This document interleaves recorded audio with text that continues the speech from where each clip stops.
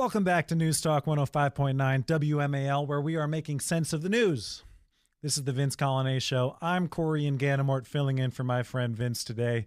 Great honor to be here. Coming up on the program, 4:30, EJ Antoni will be here, in-house economist of the Vince Coglianese Show, also of the Heritage Foundation. 5 o'clock, Ryan Gerdusky stops by. He's the founder of the 1776 Project Political Action Committee. We'll be talking about the state of the race with Ryan. Lots to talk about with him. And we'll talk to you. 888-630-9625, 888-630-WMAL. Well, recently we've learned the names and gotten to know the families of Laken Riley, Jocelyn Nungaray, Rachel Morans. We can add another name to that list, Melody Waldecker. Melody Waldecker was a 57-year-old woman. She was killed in Loudoun County recently. She's from Silver Spring. She stopped at a 7-Eleven in Loudoun County. She was on her way to visit her mother, who needed some help. And, well, an illegal alien carjacked her. And in that carjacking, she was killed. The carjacker's name was Jose Aguilar Martinez, and he was from El Salvador, here illegally. And this has been a problem going on in Northern Virginia for quite some times. And depending on what county you are in, different counties treat illegal aliens differently. And I want to explore this further with my next guest. He's Sean Kennedy. He's the president of Virginians for Safe Communities, and he joins us on the phone right now. Sean, thank you so much for joining. Well, thank you for having me, Corey, for your official drive time debut. I want everyone to know, because Corey won't tell you, that Corey is the reason we won the World Series in 2019. Corey was rooting us on, and every day, head to toe, toe to feather, dressed as Screech.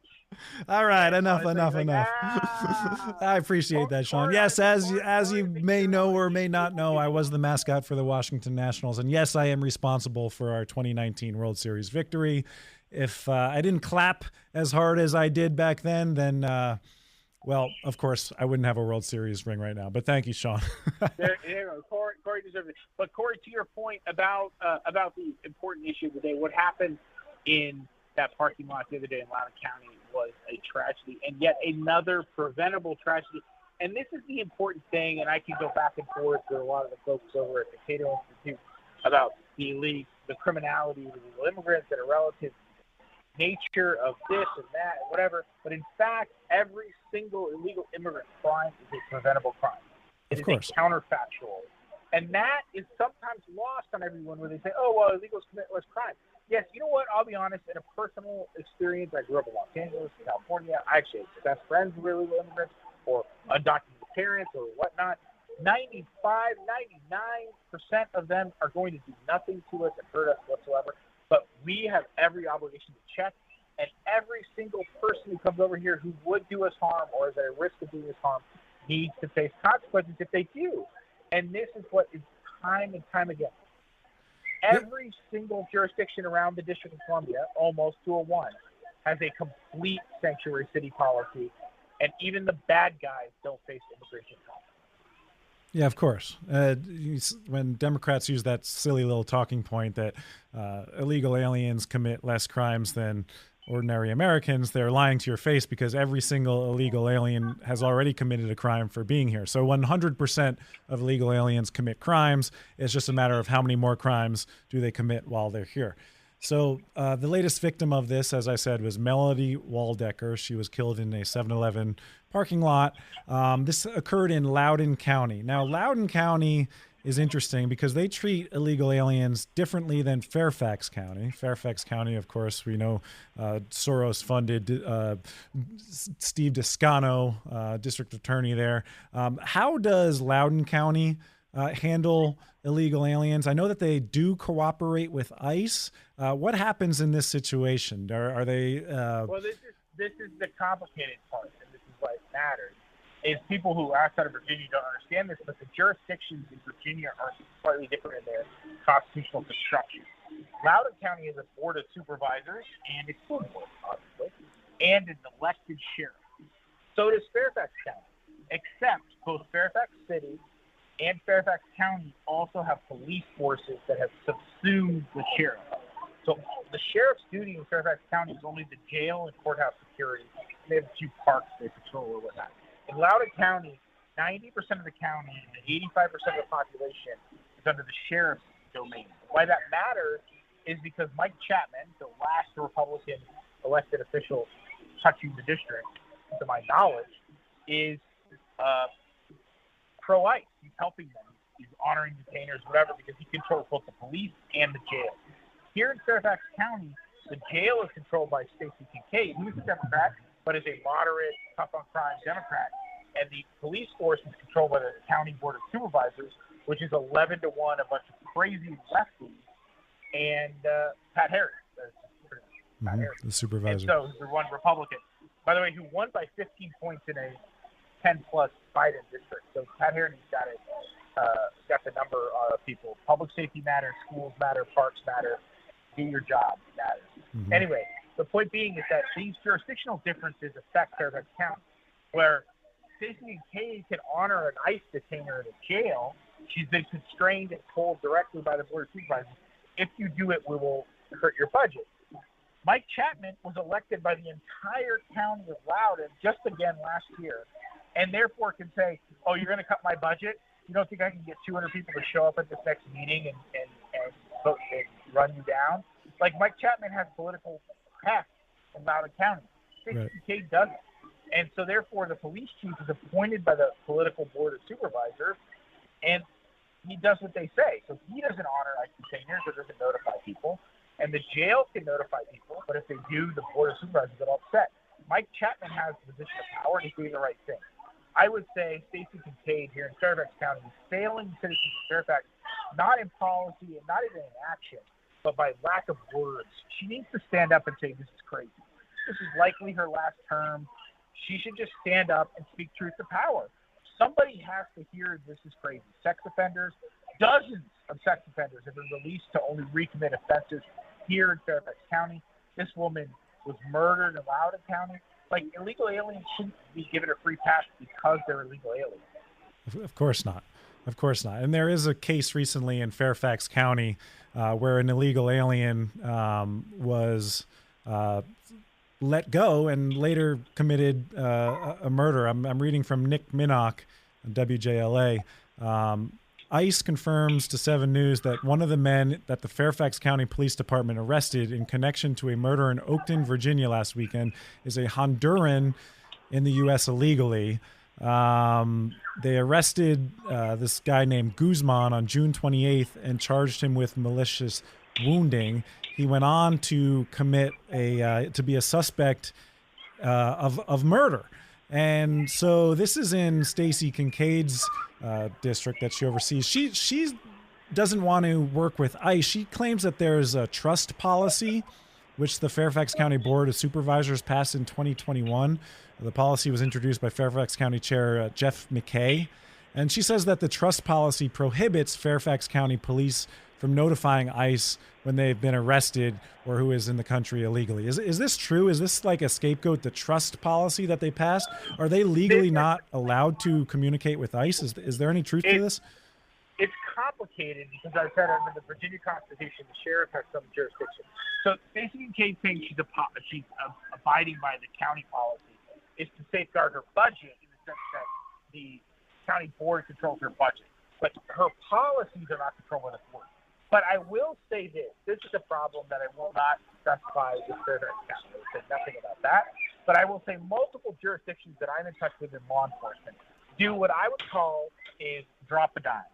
They tell ICE the time, date, and name of the location of a release that is a deportable alien. So this guy's getting bonded out. He committed a sex crime against a child. 6 a.m., Alexandria jail. All right, great. ICE doesn't show up.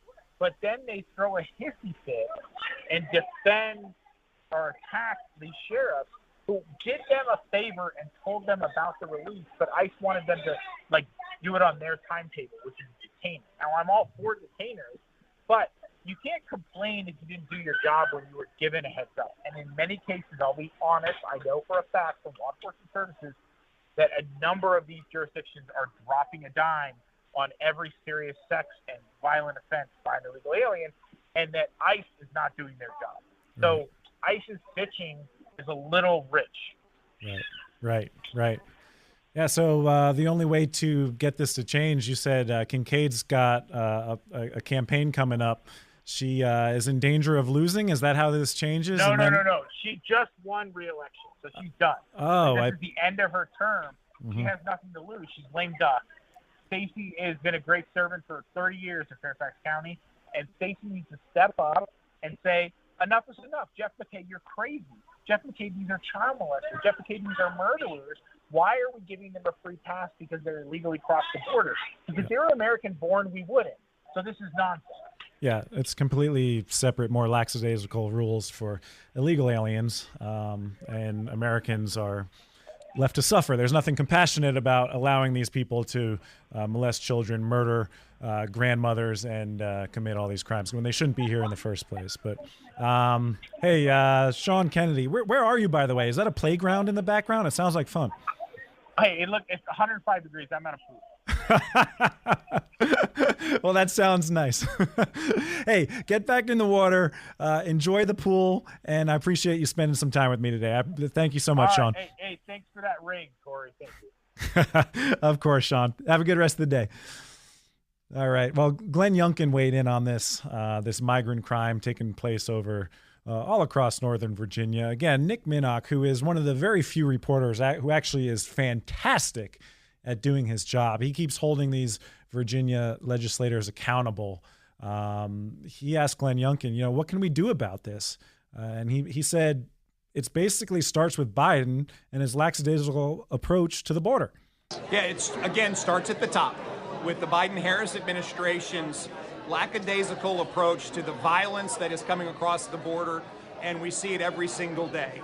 Drug overdoses, murders, sexual assaults, and of course, suspected terrorism activity. And to any elected official who turns a blind eye, who purposely lets violent criminals out of our justice system, they should be held responsible.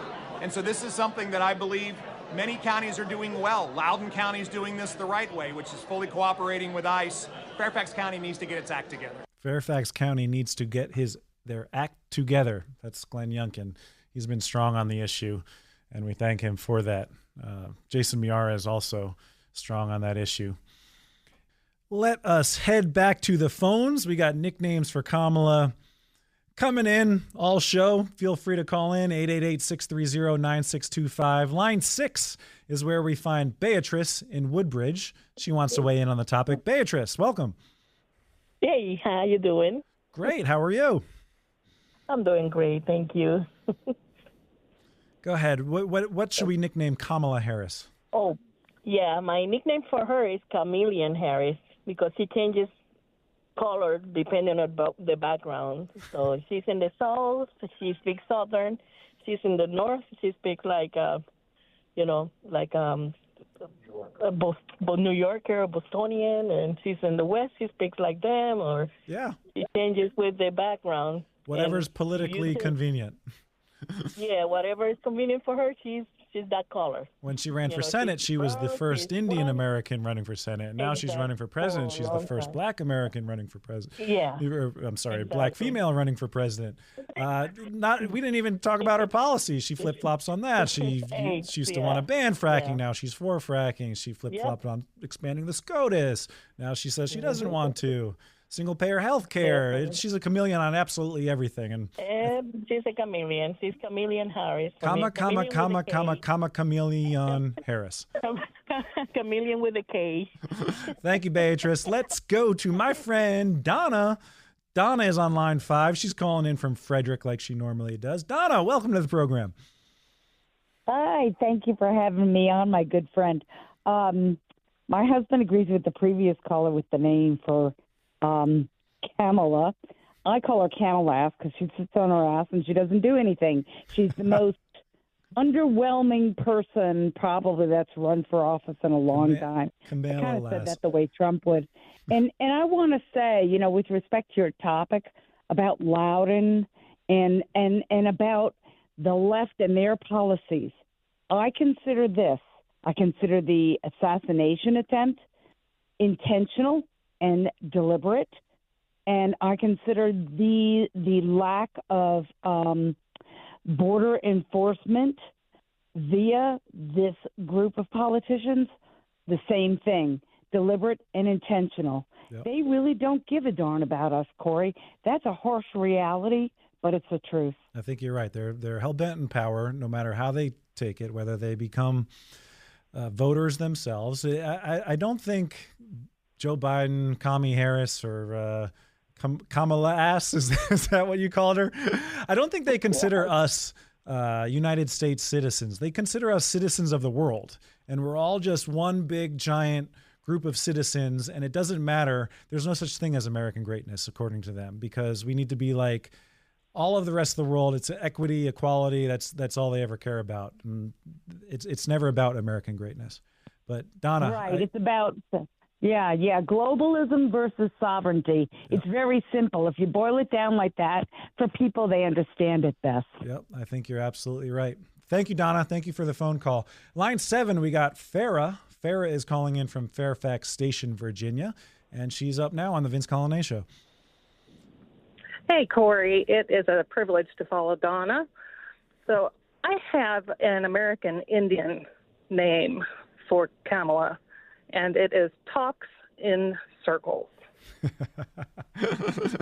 Kamala talks in circles. She does. I like that. All right. I'm going to have to consider that as well. Thank you, Farah. Have a great rest of the day. Line 4, we got Mike in Foggy Bottom. Mike, welcome to the Vince Coglianese Show. Thanks, Corey. In my opinion, we need to keep the spotlight on all the foreign policy disasters of the Biden-Harris administration. And since it all began with Afghanistan, when she was the last person in the room with Biden, yep. I think a well-deserved nickname might be Kamala of Kabul. I love that. Yep. That would certainly, every time you think of it, you're going to think of dead American servicemen and people falling off of airplanes, and it all belongs to her and Biden. Yep, she said it. She was the last person in the room with Joe Biden. Joe Biden claimed it was a huge success. So did Kamala Harris. And he said no Americans died under his watch while he was president. What a sham. What a sham. Coming up next, EJ Antoni, the great economist from the Vince Coglianese Show, also the Heritage Foundation. He joins us right after this break. Welcome back to News Talk 105.9 WMAL, where we are making sense of the news. This is the Vince Coglianese Show. I'm guest hosting today. I'm Vince's producer, Corey Inganamort. So happy to be with you on this Friday afternoon. Coming up on the program, 5 o'clock, Ryan Gerdusky is joining us. He's the founder of the 1776 Project, Political Action Committee. We're going to talk politics. What are the polls saying? What's the momentum saying? What needs to change? What do we need to do better? Ryan's got some of the answers, I think. And we'll talk to you, 888-630-9625, 888-630-WMAL. Well, a big jobs report came out this morning. It was a doozy.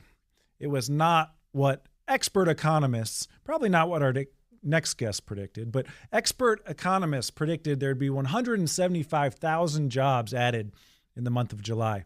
The actual number, 114,000. They estimated way more than actually took place. And the month before, well, they revised those jobs down further too. Here to make sense of this report and so much more is our next guest, EJ Antoni. He's the in-house economist of the Vince Coglianese Show, my friend, also the economist at the Heritage Foundation. EJ, welcome to the program. Corey, thank you so much for having me. Of course, it's my pleasure to have you here. So what do you make of this big jobs number? A big report, big in that sense. The jobs, not so much. What really sticks out to you on this jobs report? Well, Corey, you're absolutely right that this was a big miss. It was way below what Wall Street was expecting. But on top of that, the underlying fundamentals here continue to be bad. And that's something that, frankly, I think the listeners of this show have been hearing for quite a while from us.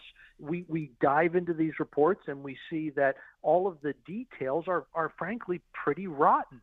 I'll just give you one example. Although the number of payrolls, that's the job number, that 114,000 increase for the month, of July, although the number of payrolls continues to go up, the actual number of people employed has not. It's actually 600,000 below where it was in November of last year. And there's basically been this unprecedented divergence between the number of people employed and the number of jobs that this administration is claiming is in this economy right now. Wow. So 114,000 jobs created. In the past, we've had this conversation about where these jobs are actually going. A lot of times they're going to foreign-born employees or government jobs. Where do we see the jobs headed to in this report? Where are most of the 114,000 jobs headed? Oh, Corey, those are both great points. And unfortunately, it's a continuation of, again, these existing trends in these reports that are not good news. If we look at native-born versus foreign-born, for example, over the last year, native-born Americans haven't gained any jobs at all. They've actually lost 1.2 million jobs on net. So all of the increase we've seen on net has gone to foreign-born workers. That's 1.3 million. And it's not even as if you're growing the pie, for example, right? You have an expanding labor market with more people in it. No, you're basically at this point just swapping out American workers for foreign workers. Right. In terms of sector or industry, unfortunately, we still see a disproportionate amount of the job growth coming from government and what you might call government-sponsored industries. One example I like to give here, Corey, is imagine a hospital that gets a grant from the government, and then it uses the money from that grant to hire a nurse. Well, that nurse's salary is paid for by taxpayer dollars. Right. It's essentially an indirect hire by the government. So look at over the last year, how many of the jobs in the economy that were added were either direct or indirect hires by the government, in other words, paid for by taxpayer dollars. It's more than half of all the job gains. That's not sustainable. No. And I'd argue if we're talking about the government, we're talking about bureaucracy and a lot of inefficient jobs in the first place. So when the government wants to have a higher jobs number, they can just create jobs out of thin air. The taxpayer has to pay for it. And there's not so much benefit to society, in my opinion, because it just gets hung up in the bureaucracy of it all. And not to mention, if you're artificially creating government jobs, aren't you just creating higher inflation? These salaries just go to higher inflation. Is that correct? Do I understand that? Well, Corey, when you consider the fact that all of their salaries at this point are basically paid for by borrowed money, yeah, that's a very good argument that you are contributing to inflation there. And to give you an idea of just, I guess, how weak the labor market is, when we look at the job opening data, in other words, the unfilled jobs throughout the economy, they are disproportionately becoming more and more government. So the number of private sector jobs that are open, that are unfilled, have actually been dropping.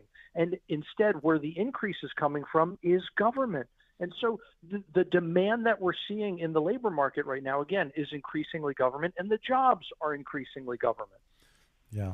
Earlier you said that payroll is increasing for those people who do have jobs. Is people's pay keeping up with the price of goods that they have to pay for, I don't know, their mortgage, their groceries, their gas? What's that ratio like? Are people just falling further behind even though their wages are increasing? So we don't have the inflation data yet for July, but we have some pretty good estimates for it. And judging by those estimates, it looks like yet again, it was another month where weekly earnings, in other words, how much you're actually taking home in your paycheck, did not keep up with how much prices rose for the month. And so that means that we're going to be down about 4% for the month of July compared to January of 2021. In other words, yes, you're getting more in your paycheck today compared to when Biden and Harris took office, except it buys you 4% less. 4% less. Also in the report today was the unemployment. Was that unemployment jumped to 4.3%. So we added just 114,000 jobs. With that, unemployment jumps to 4.3%. Are you concerned with this number of unemployment? What does it mean? I mean, there are more people in this country, illegals and whomever. I mean, millions and millions of illegals. If unemployment is going up, is that a great concern to you or not at this moment? Corey, I'm very concerned about the unemployment numbers, not so much the 4.3% rate this month. I know a lot of people are saying, hey, this triggers a technical recession rule that the Fed likes to look at. The reason I'm not that concerned about this particular month is a large portion of this spike in unemployment actually comes from the disruptions related to the Texas hurricane that month. And so most of that is going to unwind in the coming months. But what I'm really concerned about is the fact that the unemployment rate is not including literally millions of Americans who left the labor market during COVID and never returned. And so those people do not have jobs today. Let's be clear. They don't have jobs, but they're not counted as unemployed anymore, again, because they've left the labor market. So if we actually include those folks into the calculation and say, okay, they don't have jobs, we should be counting them as unemployed. So what is the real unemployment rate? It's not 4.3%, Corey. It's somewhere between 6.9 and 8.2%. Wow. Now, that's not the worst thing we've ever seen, sure, but that is well into recession territory. Wow. Are we headed for an official recession, but by your definition, and when would that possibly happen? Well, who knows in terms of definition, because apparently we can just change the definition of recession like we did in 2022 to avoid. Words mean nothing. We can change the definition of woman these days, but according to EJ Antoni, exactly right. PhD, are we in a recession or are we heading towards one? I think we're heading towards one, Corey, and I would not be surprised. These things are always backdated. In other words, it's typically when you're pretty far into a recession that they look back and say, okay, this is the particular month when we think the recession started. I would not be surprised if they end up dating the start of a recession to either last month or this month, because we do see so many different economic indicators deteriorating right now. And the other thing is that despite what these initial estimates may be, they're subject to a lot of revisions in the future. Some of the revisions to the jobs numbers, for example, we're not even going to get until sometime next year. And so like we saw in 2008 or 2009, for example, some of those downward revisions were huge because it was difficult for the statisticians to keep up with how fast conditions were deteriorating in the economy. And I think this is one of the reasons why there's such a huge divergence today between how people feel about the economy. In the polls, they say they widely disapprove of the economy, of the president's handling of the economy. And then you can have headline economic numbers that don't look that bad. Right. Maybe it's because those headline numbers aren't that accurate. Yeah, and Kamala Harris and Joe Biden, they can tell us the economy is doing great, but our personal finances are just so personal. They can tell us over and over and over again that the economy is doing great, but if we don't actually feel it in our wallets, and I know I don't, I assume you, the listener, may not, I don't know, but it's so personal. They can lie to our faces, and it's just not breaking through because we know how we feel. We know what our wallets look like. We know what our bank accounts look like.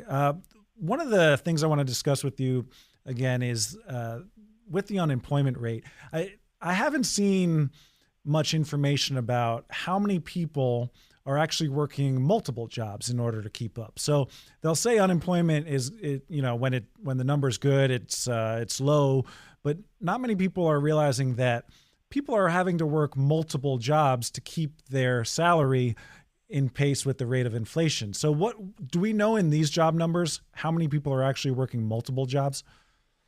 We do have a good estimate for that. So right now it's back up to about 8.5 million people that are having to work multiple jobs. So this can be anyone from a person who already has a full-time job, but then they have to go and get a part-time job to supplement that. It would also include folks who lose their full-time job, and then they have to go out and get multiple part-time jobs in order to make ends meet. So anyone who has, again, multiple jobs is going to be included in this. And the fact that this category has grown so much and that we've been losing full-time jobs over the last year. We've actually lost about 1.1 million full-time jobs since June of 2023. That's one of the reasons why the average work week has been shrinking so much. It's because obviously part-time jobs give you fewer hours than full-time jobs do. And as we see that transition, again, away from full-time and towards part-time employment, whether workers want that or not, that's what's happening. And we're seeing the average work week fall. So in this report, if a full-time employee loses their job, let's say they're making $60,000 a year, and then they have to take 2 part-time jobs, and they end up making $50,000 a year. In this report, that would say that's a net positive, that the economy and the job numbers are doing better than before. Do I understand that correctly? Spot on, Corey. Exactly. There's no distinction in that in that payroll number based on hours worked. And so exactly what you just said, you can actually lose your full-time job, replace it with 2 part-time jobs, and the number of payrolls is going to go up. And that's one of the reasons why it's so important to look at these reports holistically, not just to look at the number of payrolls, but to look at the employment figure as well, and to see that has lagged way behind. And this, what you just talked about, is one of the many reasons why. We also have some really serious statistical problems at this point. For example, the way the Bureau of Labor Statistics tries to estimate how many firms are being created and how many firms are going out of business each month, and how that impacts the number of jobs. The model that they use for that actually accounted for more than the headline job growth this month. In other words, without that model, you actually would have had a negative print today. Unbelievable. Finally, and we're speaking with EJ Antoni. He's an economist at the Heritage Foundation. With the economy not doing so well, to put it lightly, and an election coming up in November, do you expect the Fed to cut rates before Election Day to maybe pump some money into the economy to artificially inflate it so everyone can say, hey, look how great the economy is doing right before November? Do you expect the Feds to cut rates soon? Corey, if you had asked me that question just a few weeks ago, I would have said absolutely, and I would have bet the rent on it. But the dynamics here have really changed for a couple of reasons. One, Biden's not the nominee anymore, right? Biden was fully behind Powell. Now it's Kamala. Kamala was one of only 13 senators that voted against Powell's nomination when she was in the Senate. Why? Because she didn't think he would inflate enough. Apparently 40-year high inflation wasn't enough for her. Right. But whatever the case, Trump has also changed his tune. Right? Remember before, at one point, he was talking about how he wanted to get Powell out of there on day one. He didn't care how he had to do it. He wanted him fired, and as soon as possible. Now he's talking about letting him serve out the rest of his term. So the reason I say all this is because suddenly the dynamic has shifted, and Powell no longer has the same incentive to ensure that Trump does not get elected. Interesting. What does EJ Antoni think? Should Jerome Powell stay or should he go? Unfortunately, I think he should go. I think the vast majority of people don't belong in that job, even those who have done the job, partially because it's just simply too hard of a job to do. You can't try to have a single person or even a team of people manage the money supply of an entire country. Wow. A smart man, EJ Antoni, economist at the Heritage Foundation. More importantly, the in-house economist of the Vince Coglianese Show. Thank you so much for sharing your insight, your knowledge. We'll do this again soon, okay? Thank you, EJ. Thank you, Corey. Of course. The MAGA Inc., the Twitter account for Trump, they posted this video about Kamala Harris, how she supports Bidenomics. She thinks that everything is going great right now. Bidenomics is working. Meanwhile, most renters feel like they will never be able to own a home. The typical starter home is now worth more than $1 million. For many buyers, that means achieving the American dream of owning a home is increasingly difficult, if not impossible. And Bidenomics is working. Listen to this stat. Since 2020, food prices have increased 26%, and we are all feeling it when we go grocery shopping. Bidenomics, it's working. It's a term we're very proud of, I must tell you.